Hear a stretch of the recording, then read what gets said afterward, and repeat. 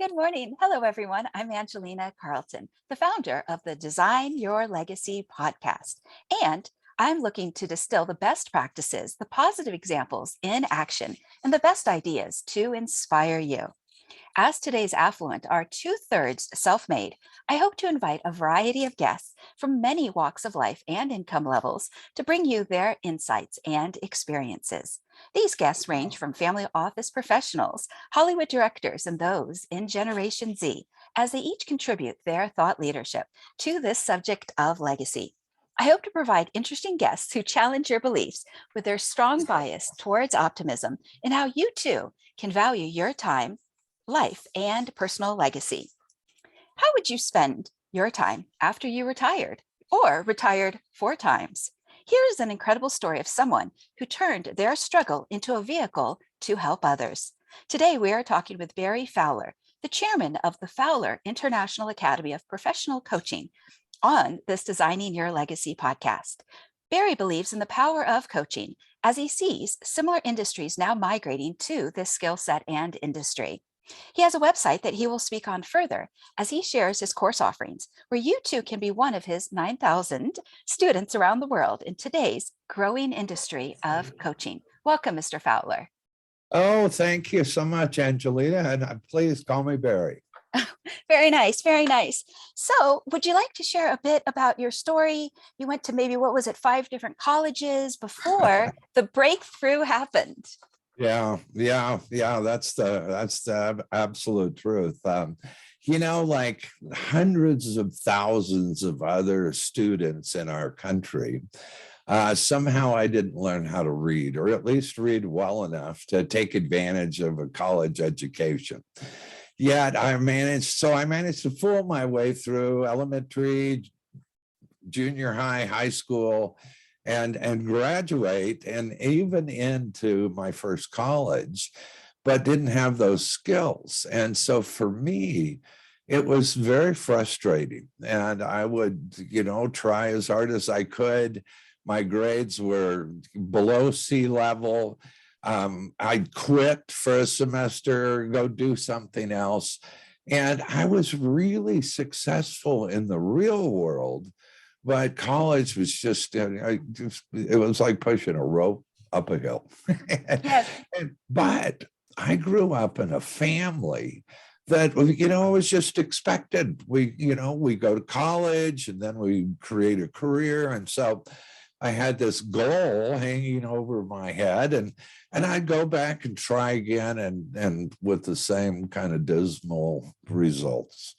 And so it was after trying my hand at selling life insurance when I was 23 years old. And I could do it, but I didn't enjoy it, that I was finally, motivated back to college for the fourth and final time. And I went to Chapman University, a small private college in Orange, California. And when I went to register, I noticed that they had this speed reading class for incoming freshmen. And I remember thinking to myself, well, maybe that's what I need. I need to learn how to read faster, and that would help me in school. And so as I signed up and it was a non-credit class, but still I was looking forward to, thinking I'd become a speed reader. And so I signed up for the class, and the woman that was teaching the class was my age. She had just completed her master's at Chapman, and we got to be kind of pals right off the bat, because all the other students were these young, 17, 18-year-old freshmen. And about 2 weeks into this speed reading class, this first semester, she pulled me aside one day and she said, Barry, I don't think speed reading is what you need. And I remember Angelina, my heart sunk. I thought, oh my gosh, she's going to tell me I don't have what it takes. And, but you know what she said? She said, after working with you the last couple of weeks, I've determined that you missed out on some really basic concepts in reading. And rather than trying to increase your reading rate, let me make a suggestion. Allow me to do some additional testing, and we can determine where your weaknesses are, and we can find out where your strengths are. And then I can prescribe a course of action that I think will make a big difference. Does that sound reasonable to you? And the answer was yes. And that was the smartest answer I've ever given, because working with this woman for one semester, it changed. It was like the light bulb went on for the first time. And I went from a below C average student to straight A's through all of my undergraduate and graduate. Well, I had one B, but that didn't have anything to do with my reading. But I became a student on fire. And it was because of that experience that I had to become a teacher. and that's what I did. I taught the public schools for 5 years. I was a classroom teacher, a master teacher, and later a department chair. So But I that was my experience, and being a very late bloomer and learning how to read at 23 years old.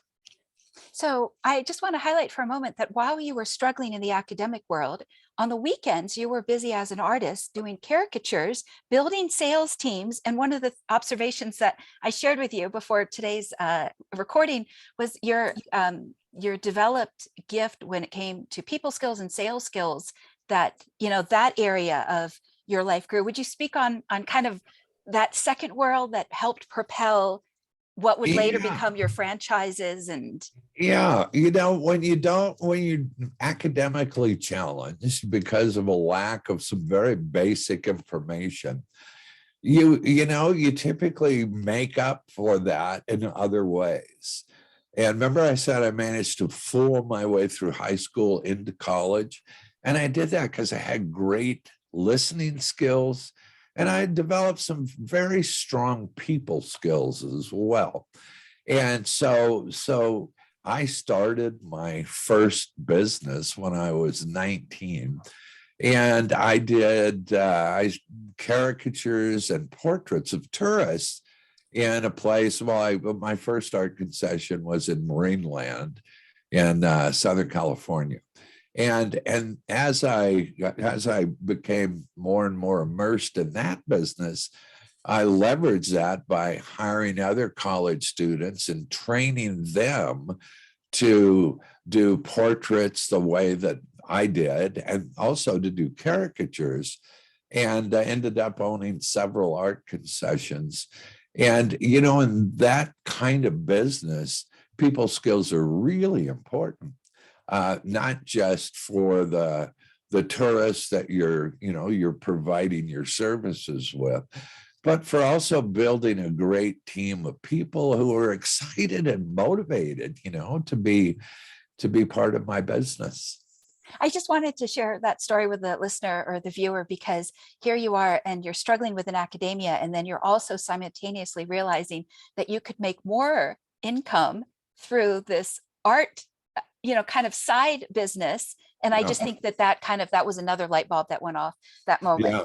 Yeah. In fact, what was kind of crazy is that when I started teaching, it was back in 1970, let's see, 74 or 5. I actually made twice as much money in the summer in my art business than I did teaching the entire year. But, I wanted to be a teacher. And so fortunately I had that supplemental income as well. So, in addition to your mother being an amazing supporter of you Yep. throughout the years in her nurturing, and your grandfather being an entrepreneur, who else helped you take ownership of what I call your personal legacy, because you knew from a start that you weren't going to give up on yourself?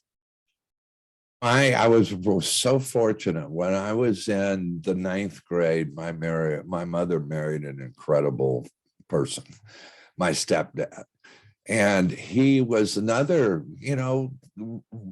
mentor and rooter for my success. I mean, he just was there for me every step of the way.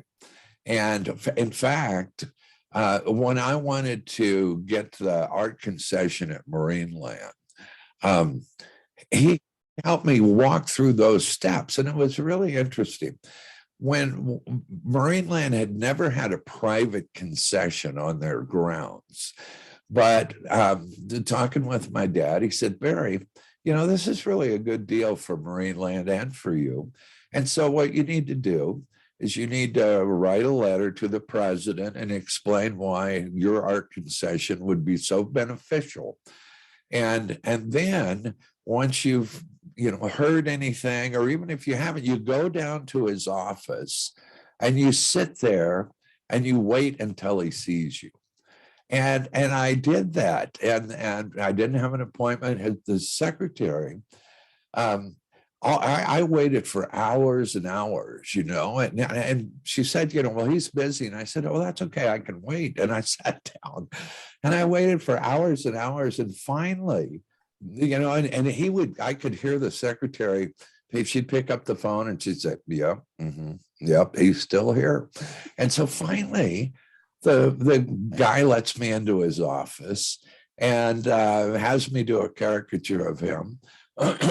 And that's how I ended up getting to the first private concession inside Marineland.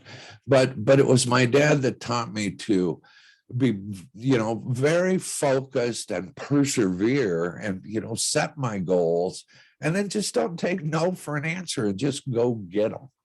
And so he was instrumental, my stepdad as well. That's wonderful, because one of the things that I appreciated is that you never wallowed in self-pity. You just got on to what was important. In spite of the challenges I had early on in college, I was still, happy. I mean, I felt, I couldn't figure out what the heck's wrong here. I'm so successful in the real world. How come I'm having such a struggle in college? So, I felt like so many others. When I started Sylvan, that's who our services were focused on kids who had fallen through the cracks, just like me. And one of the biggest elements of our success with Sylvan was the coaching element, because these kids felt like idiots, they felt dumb. And it was only because, and they weren't performing, they were falling further and further behind, simply because they missed out on basic information, basic skills. Yet it affected their self-esteem and their self-confidence. And their identity. Yeah, exactly. So, yeah. Thank you for sharing that story about Sylvan and how you sat outside of the decision maker's office. I didn't know that story. Yeah, that was a great lesson to learn from my dad, and having his support was perfect. So you worked a franchising model with the Sylvan Learning Centers. Yeah. So my question is, so in addition to franchising, I can opine, agree with me or not, that your mindset allowed you to help others in building up communities and families around the world with multiple businesses, which you're going to probably share it in a moment. But one of the things that I noticed is that you were very good also in protecting your ideas in your early years. Would you speak on that for a moment? Because sometimes people, they won't even get out of the starting gate. Oh, I know. And, I think, I was so fortunate. One of the things that helped me succeed at Sylvan is I was very naive in the fact that, people would nowadays would say you have to have $1 million and you have to do all this stuff to start a successful franchise company. But I had this crystal clear vision in my mind's eye. When I was taught for 5 years in the public schools, and one of the things that I knew is in those days, 25 to 30% of all of our students weren't learning or didn't master their basic skills, and they needed help. The other thing I knew, that at least a third of my colleagues loved teaching, but they were fed up with the bureaucracy and the lack of rewards. As a teacher, your rewards were very limited. So I decided in my mind that I had the perfect answer, that parents were willing to take the burden of their child's success on their own shoulders and actually pay for excellent tutoring and support. And so there's a giant market, 25-30% of all the kids in schools. And on the other hand, there was a huge opportunity for teachers like myself who loved teaching, but wanted to make some money and to do something that they weren't constantly, their budget wouldn't get cut. And so in my mind, my idea about Sylvan made total sense.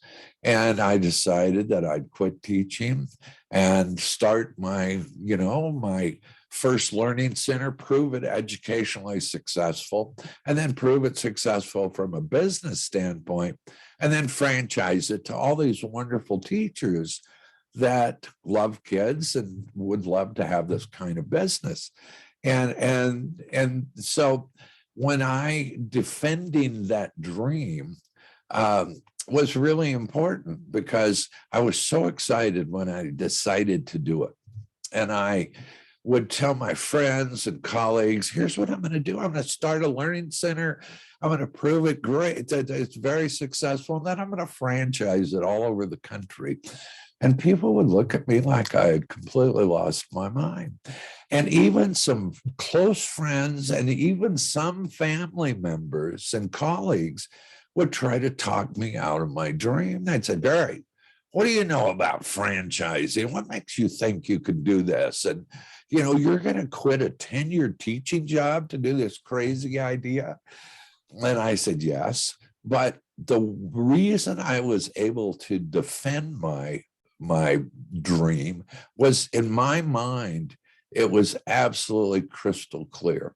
And later, and when Sylvan became successful and we had franchises all over the country, and we were helping thousands and thousands of kids every day, people would say, did you ever in your wildest dreams think Sylvan could be this? And my answer is yes. I absolutely thought that from the very start. So having that vision and having it so clear is one of the things that I think help people succeed in spite of all the challenges and the naysayers. That vision is instrumental in helping. And in coaching, one of the first things we do with our clients is to help them understand exactly where they want to end up and what that looks like and feels like, and how does that affect those around them. And when they get that crystal clear vision of what success looks like, and they can almost taste it, that becomes an anchor for them to move forward to achieving all their goals and their objectives and really living the life that they envision. Does that make sense? It does. And I was going to circle back to your time as an artist with illustrations, that Yeah. I almost wonder if your ability to have what I call maybe a lively inner world, a creative inner resourcefulness, then just became or got parlayed into your ability to hold this business vision. Yeah, I think that's an excellent observation. And I as I say, in every business that I've launched and those that I've coached, it's always been, that visualization. And I think, the fact, I mean, I've drawn all my life. I still love to draw and paint. And I always say someday when I grow up, maybe I'll be an artist. But business is art, and the growing and a business is very much like completing a painting. There are so many layers, and as someone paints, there are forks in the different roads of painting where you adjust. And so to me, business is very much of a creative art form as well. Yes, I just wanted to shine a flashlight for a moment on what I might call your superpower of being an artist, because I think that imagination was such a skill set when it came to being able to hold your vision in the business world and know how to, like you said, adapt with the colors and the paintbrushes and the forks in the road. Yeah, yeah, yeah. I think that's true, and I think also when you're able to have that vision, and I think everybody can do that. I don't think you have to, but the majority of people are visual learners.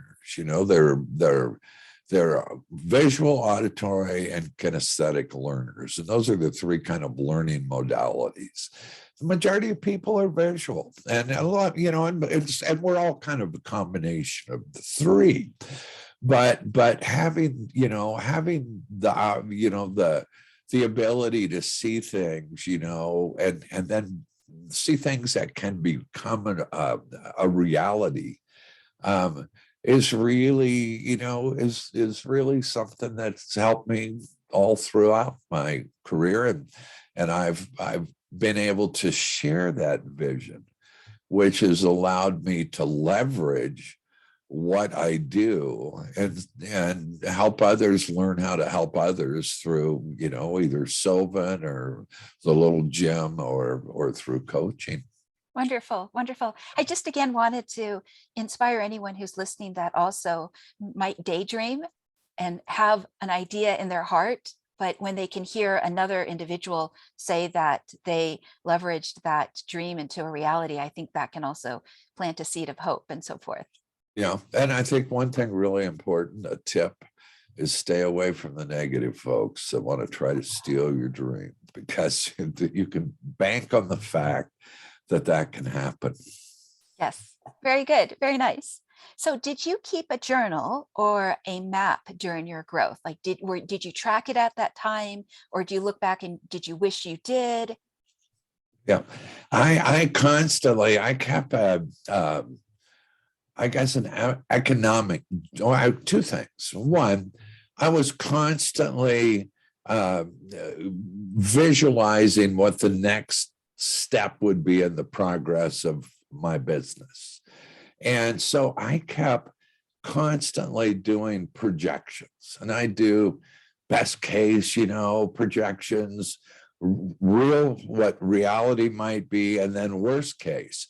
And so I kept a written record of what I saw the business would do. Now, it was focused on the economics of business, the numbers, but it also had to do with how many students we'd have and, what kind of cash flow and what, all that kind of stuff, what we would spend on advertising. And that became kind of my business journal, those exercises that I would constantly do.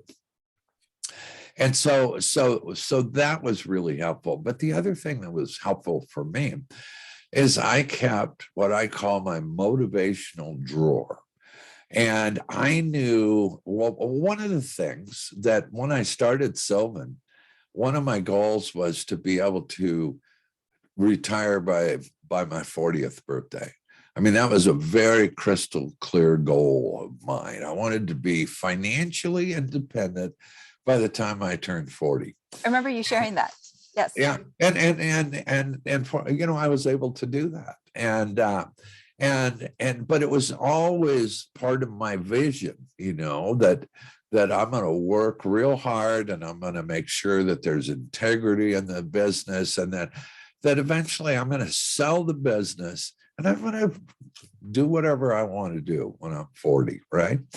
And so having that, and then to continue towards that goal, I had in my desk drawer, I had a folder that I would keep things. And in those days, I was young. I was in my 30s, and how young is I was focused on a lot of material things in those days, There was the sports car.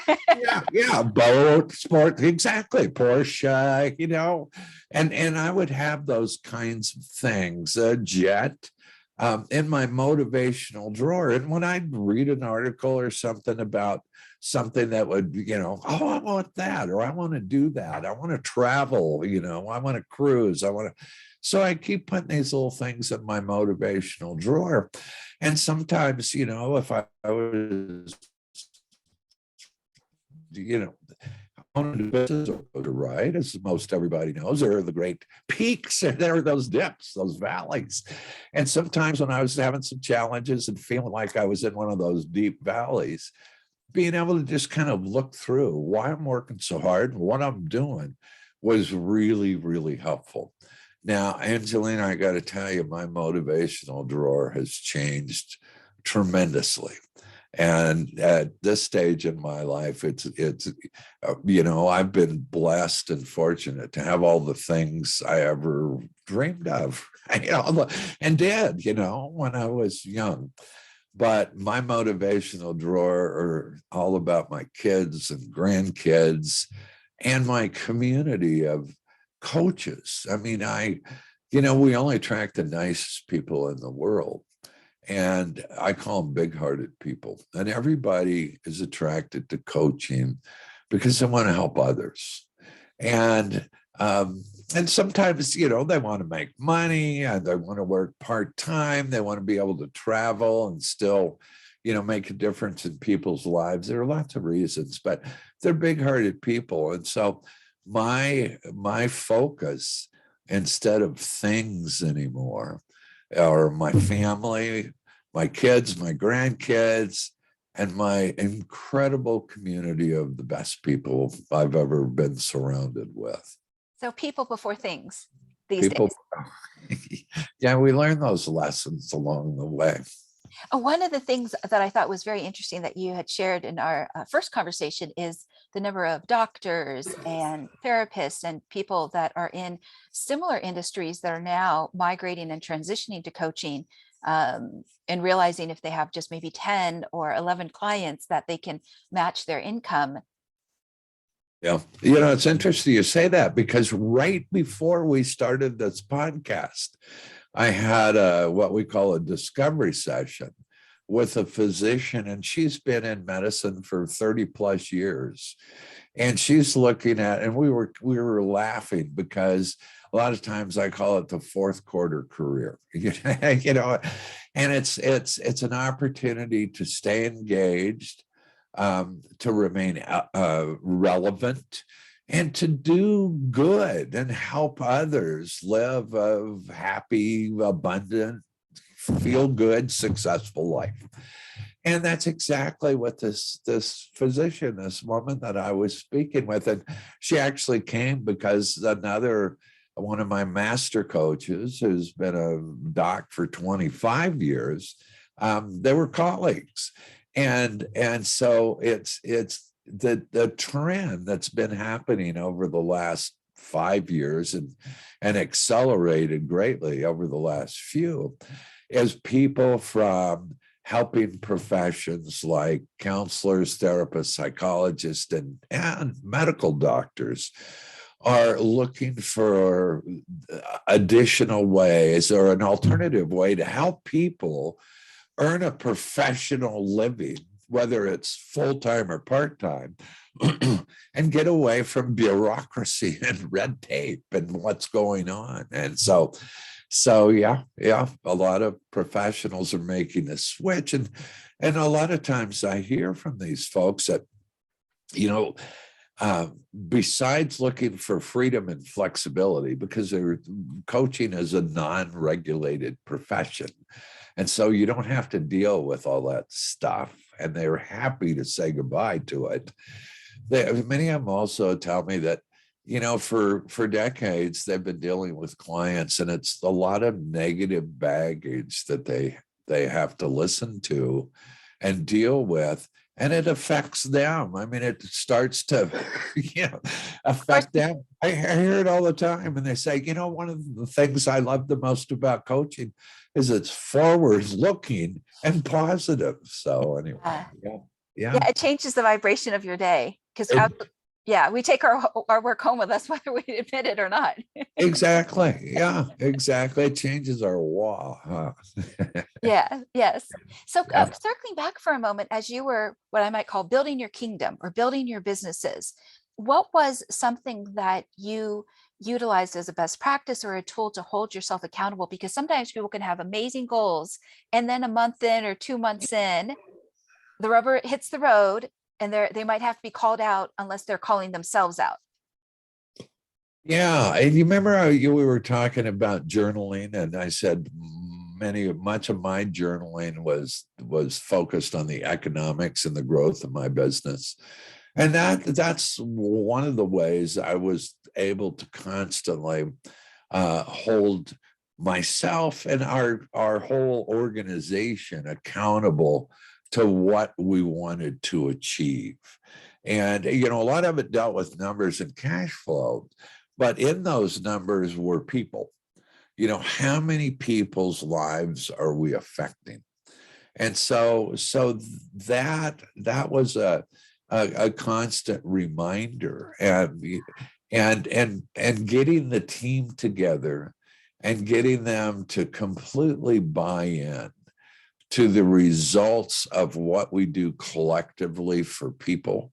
I mean, that's been, Sylvan was a hard model to follow because it was doing such good for so many people. Everybody won. The kid won because all of a sudden they didn't feel like they were stupid, and they would succeed in school, and life was better.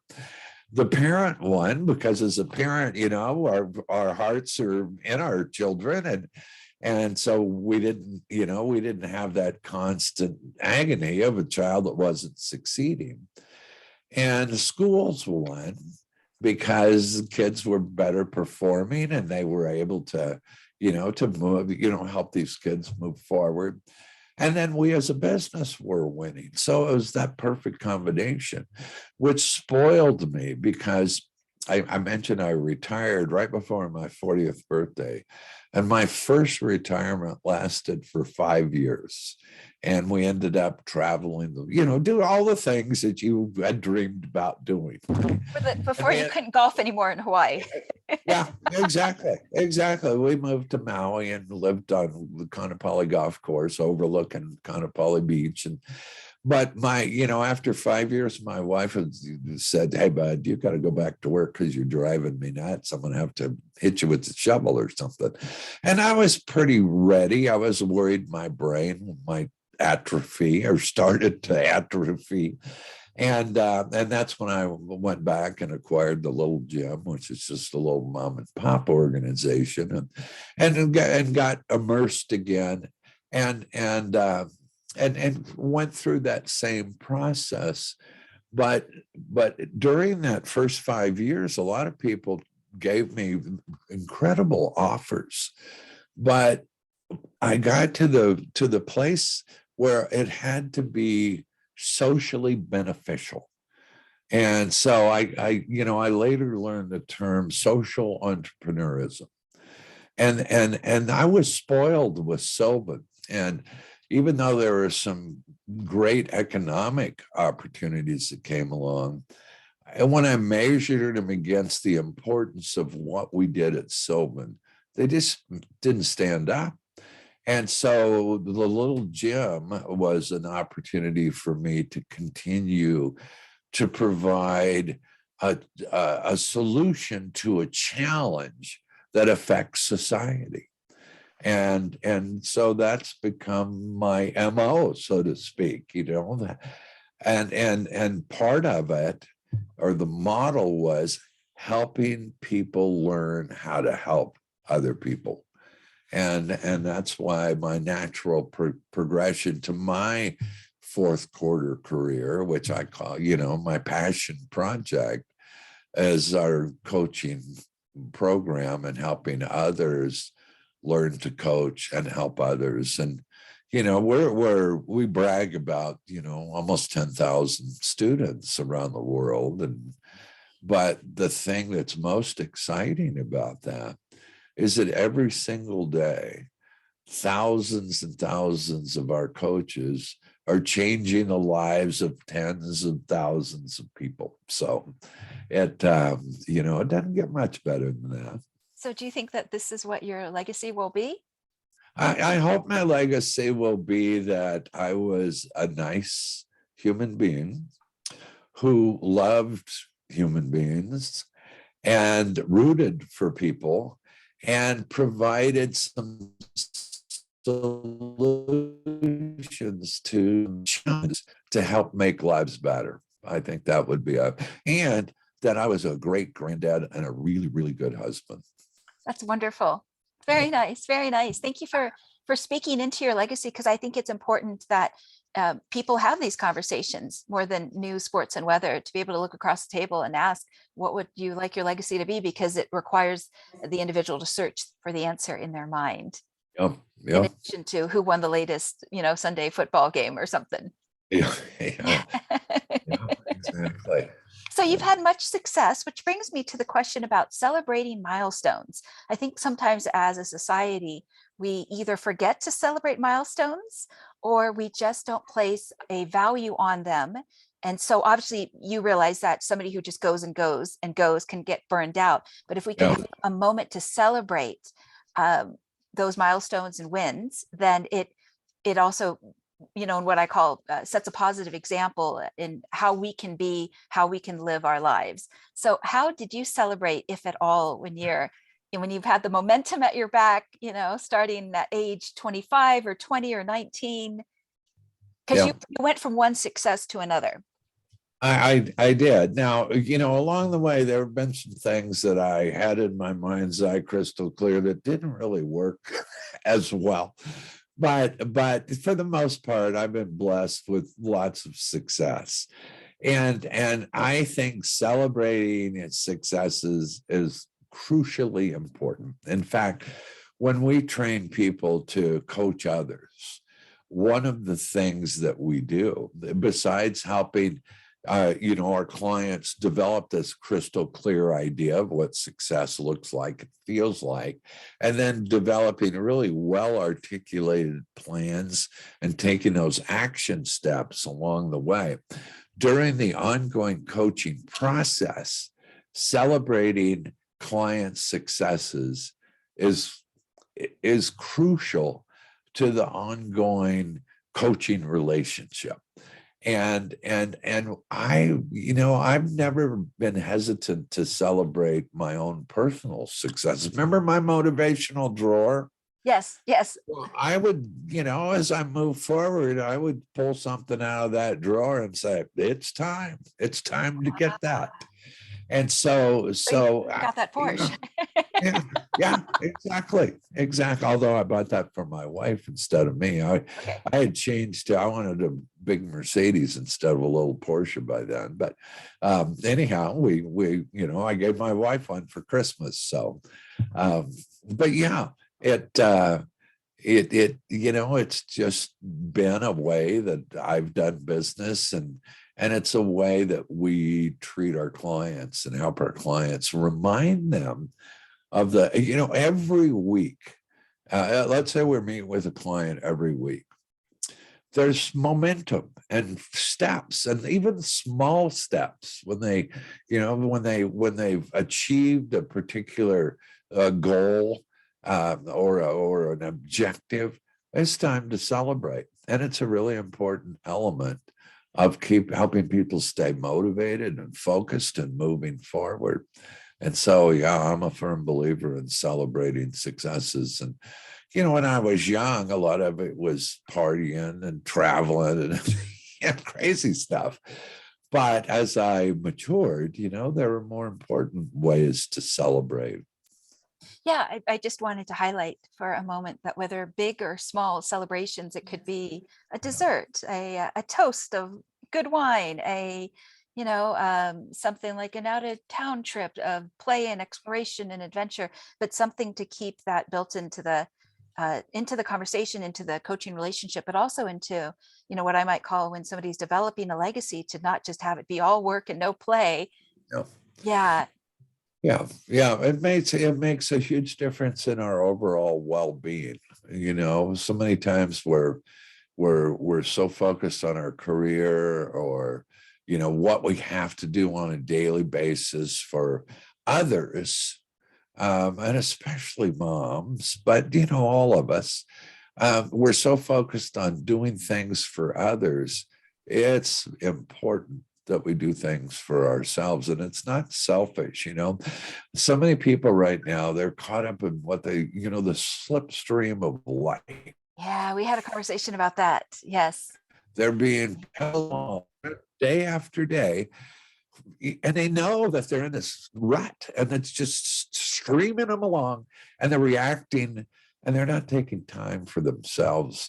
And it's kind of a habit that's maybe a bit hard to break unless you have some help.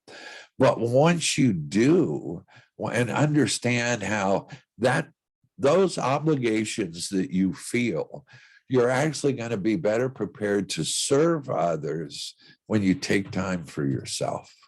So it's important. The celebration is really important. Yes. Yes. Thank you for speaking into that, into the what is Sure. it called, the perspective of fun. Yeah, Yeah. yeah, yeah.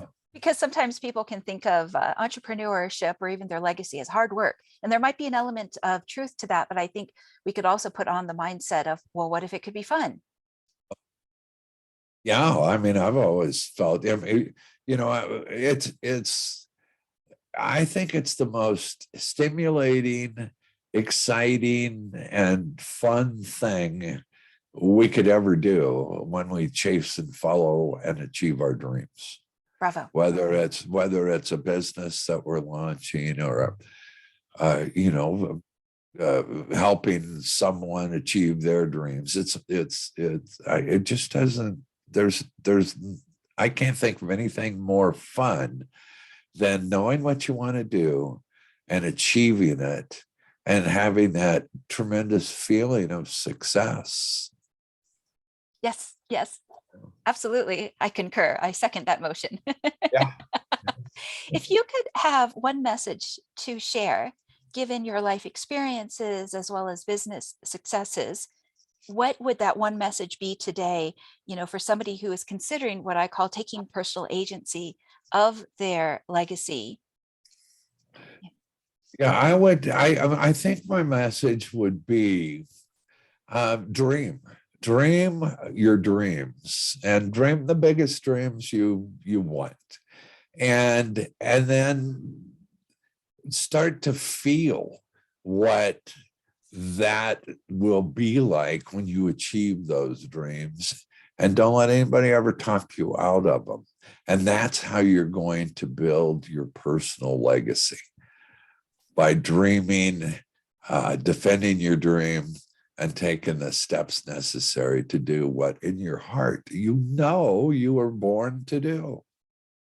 Very good. Very inspiring. Are there any closing thoughts you would like to share, a website or anything that you're working Oh, on right now? Or yeah, yeah. No, I'd love, absolutely. I'd love to share our website. So, my passion project, my fourth quarter career, is Fowler International Academy of Professional Coaching. And our website address is fiacoaching.com. And we train and certify the nicest people in the world to help others through coaching. And I also have, through my other organization, Fowler School of Business and Executive Coaching, for those folks that want to help entrepreneurs and small business owners. I have a very special master business coach credential program as well. But you can access them if you're interested in learning more or want to spread the word. You can access them all through fiacoaching.com. Thank you so much for allowing me to do that. wonderful. Thank you. So, to close out this conversation, I just want to thank you and acknowledge you for the wisdom that you've brought to this profession. That, one of the things is I think that this coaching industry needs strong voices of leadership to be able to speak into what is possible. And because, like, as you said, how valuable coaching can be, both to somebody who finds themselves in that slippery slope, or they're in that fourth quarter, fourth act of life, and they're looking for that new bit of purpose.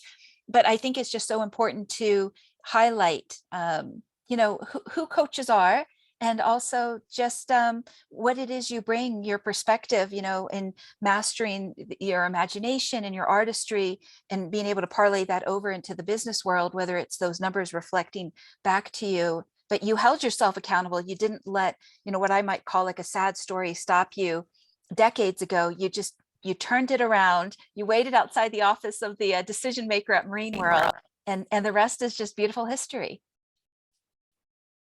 I've truly lived a blessed life, and I'm grateful for all the tremendous support I've had along the way. So, and I'm very grateful for you inviting me to share this time with you today, Angelina. Thank you. Thank you very much. Okay. Well, to all of the listeners out there, please like and subscribe and share this podcast episode with anyone that you think would find value in it. And we look forward to seeing you next week. Thank you so much for joining.